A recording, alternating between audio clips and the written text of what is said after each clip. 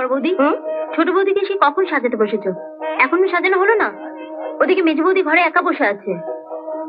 তোমার মেজ বৌদি বাড়ি থেকে কি তত্ত্ব পাঠিয়েছে দেখেছো?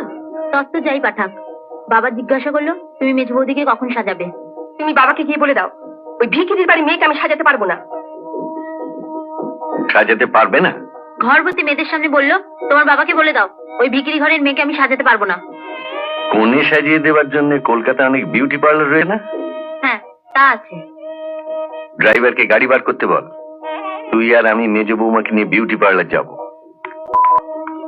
এই যে তুমি এখানে, আজ দুই বউয়েরই বউ ভাত হচ্ছে, বাবার কি এটা উচিত হলো ছোট বউকে ফেলে রেখে মেজ বউকে নিয়ে বিউটি পার্লারে যাওয়া? তোমারও কি উচিত হয়েছে এক বউকে বসিয়ে রেখে আরেক বউকে নিয়ে নাচানাচি করা? তুমি যাই বলো, বাবা কিন্তু এটা ভালো করলেন না। ছোট বউ পরের বাড়ির মেয়ে, কতখানি